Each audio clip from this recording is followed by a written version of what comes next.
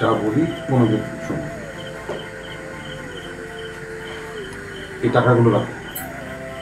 ওই নতুন জমি ধান বিক্রি হয়েছে, দুদিন পরে আরো কিছু টাকা পাবো।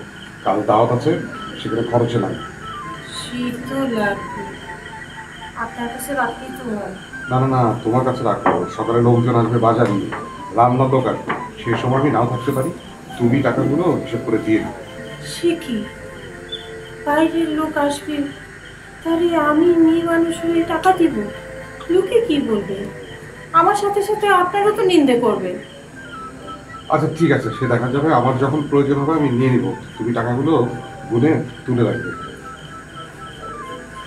দাঁড়িয়ে রইলে কেন? টাকাগুলো গুনে নিতে বললাম। এখানে 72 টাকা 12 আনা পয়সা আছে। তাইলে আর গুনার দরকার কি? প্রয়োজন আছে। আমি আমার সুবিধা মতো তোমার থেকে চেয়ে নেব, কিন্তু তুমি এটা হিসেব করে রাখবে, ঠিক আছে? গুনে নিবে।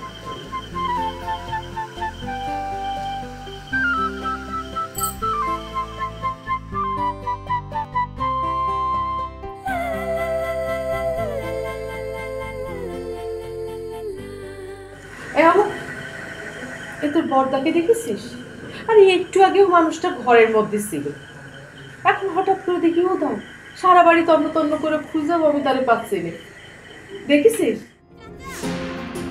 কি হলো, কিছু বলছিস না? কি জন্য জানিস কিছু? দেখেছি টিভিতে না বন্ধুদের জন্য খাবার দিয়ে দিচ্ছে।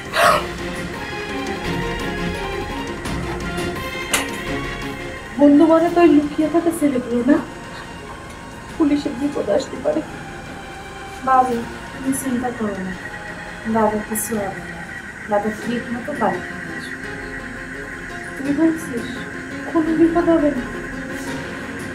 হ্যাঁ, আমি বলছি কোনো বিপদ হবে না, বরং আমি মহাবিপদে আছি। আবার কি বিপদের মধ্যে পড়েছিস? এই তোরা দুই ভাই সারাক্ষণ এত সমস্যা তৈরি করিস যে আমার জীবনটা পানি হয়ে যায়। আমি সারাক্ষণ ভয়ের মধ্যে থাকি।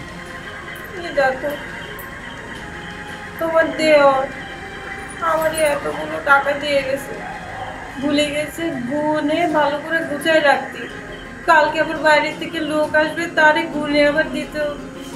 ভাবি, আমি গুনতে জানি নাই, আমি পড়ালেখা জানি নাই, আমি কি করবো? আমার বড্ড ভয় করছে। এই কথাটা নিজে করতে খুব ছিল। বাড়ির বড় বউ তুমি, তাই তত্ত্ব দিয়ে প্রথম আশীর্বাদ তোমাকেই করতে হবে। না না না, ও দায়িত্ব আমাকে দেবেন না, আমি রান্নাঘরেই ঠিক আছি। অত অত মানুষের মধ্যে গেলে আমার কেমন যেন তালগোল পাকিয়ে যায় আম্মা। তার উপর আবার নতুন কুটুম বাড়ি।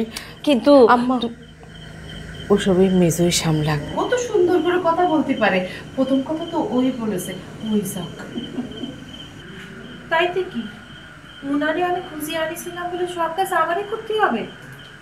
তুমি করবে, আমি থাকবো তোমার কাছে। মেজো, তুই বুঝতে পারছিস নে, অনেক লোক, মান্যগণ্য লোকের মধ্যে গেলে আমি তাল পাকিয়ে ফেলবো। তা বলে কি চলবে তোমাদের? তুমি আমাদের বল, মায়ের করে তুমি এই বাড়ির সব। যেখানে মা জাতি পারবে লয়, সেখানে তোমার গিয়ে মায়ের সব দায়িত্ব পালন করতে হবে। আরে মেজো, এ তুই মেজো তো ঠিকই বলেছে।